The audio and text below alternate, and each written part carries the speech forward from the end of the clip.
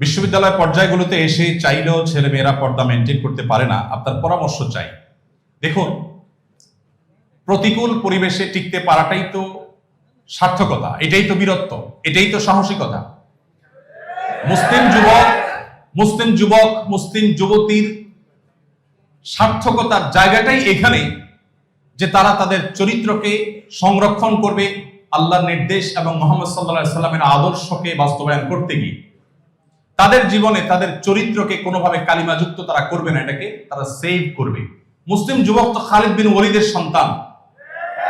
খালিদ বিন ওয়ালিদের সন্তান যদি একটা হারাম রিলেশনের হাতছানি পেয়ে সে যদি সেখানে মাথা নত করে ফেলে, সে যদি সেখানে দুর্বল হয়ে পড়ে, সে যদি সেখানে হারিয়ে যায়, সে যদি সেখানে হেরে যায়, তার চরিত্র তার আদর্শ যদি সেখানে দুর্বল হয়ে যায়, এই মুসলিম যুবক কিভাবে খালিদ বিন ওয়ালিদের ভূমিকা পালন করবে? এই যুবক কিভাবে ওমর ইবনুল খাত্তাবের ভূমিকা পালন করবে?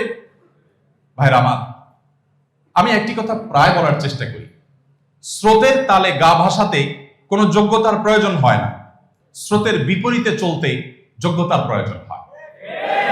আপনি যদি প্রতিকূল পরিবেশে নিজের ঈমানকে, নিজের চেতনাকে, নিজের আদর্শকে, নিজের তাকওয়াকে, নিজের আল্লাহভীতিকে, নিজের চরিত্রকে সংরক্ষণ করবার সংগ্রামে বিজয়ী হন, তো মনে রাখবেন আপনার হাত ধরেই আবার ইসলামের সেই সোনালী দিন ফিরে আসবে।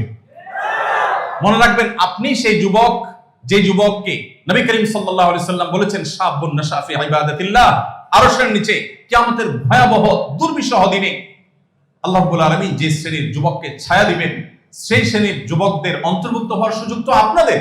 কারণ প্রতিকূল পরিবেশে প্রতি মুহূর্তে আপনার নিজের সঙ্গে নিজের সংগ্রাম করতে হয়, যুদ্ধ করতে হয়। এই যুদ্ধে জয়ী হওয়া নির্ভর করে আপনি মুসলিম হিসাবে জান্নাতি হবেন কি জাহান্নামী হবেন। এই যুদ্ধে জয়ী হওয়া নির্ভর করে আপনি কি মুসলমানদের সোনালী দিন ফিরিয়ে আনতে পারবেন কি পারবেন না। এই যুদ্ধে জয়ী হওয়া নির্ভর করবে যে আপনি কি আল্লাহর কাছে সেই প্রিয় পাত্র মুসলিম যুবক হতে পারছেন কি পারছেন না।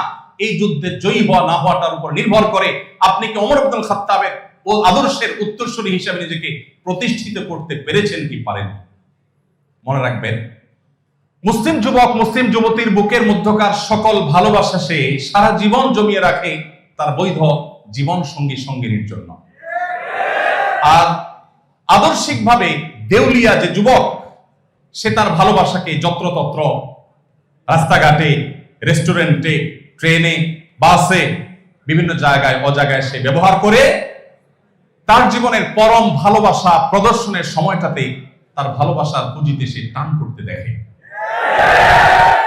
অতএব মুসলিম যুবক তার চাইতে সুখী আর কেউ হতে পারে না যদি সে মুহাম্মদ সাল্লাল্লাহু আলাইহি সাল্লামের আদর্শকে ধারণ করে তার চরিত্রকে সে হারাম সমস্ত রিলেশন থেকে বাঁচিয়ে রাখে।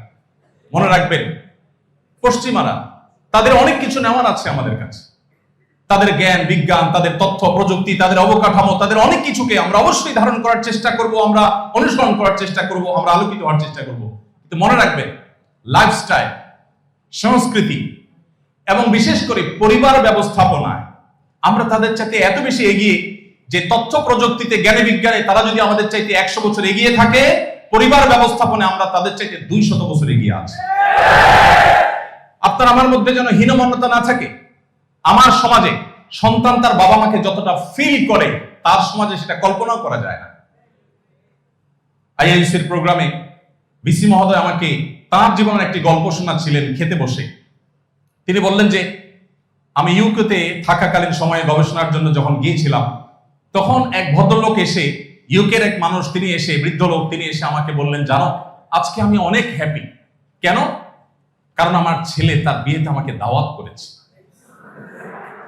ছেলের বিয়ের দাওয়াত পেয়ে বাবা খুশি, যে ছেলে চাইলে আমাকে নাও বলতে পারতো, কিন্তু সে আমাকে দাওয়াত করেছে, অনার করেছে।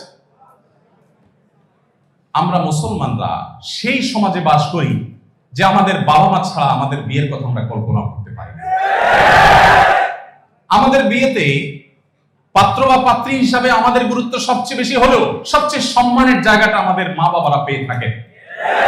অতএব মুসলমানরা তাদের সে সমস্ত সস্তা সংস্কৃতি আমদানি করা, এটা কখনো মুসলমানকে সাজে না।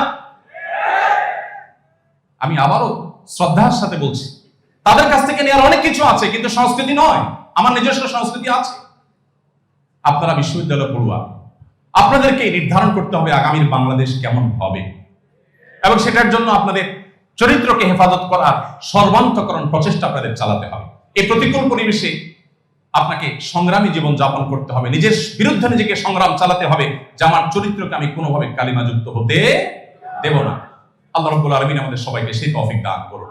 তো এর জন্য প্রধান এবং প্রথম করণীয় হলো নিজের প্রতিজ্ঞা, নিজের প্রচেষ্টা এবং দিনদার তাকওয়া অর্জন করেছে এরকম একটা সোসাইটি মেনটেন করা। এর মাধ্যমে মানুষ এই হারাম রিলেশন থেকে বেঁচে থাকতে পারে।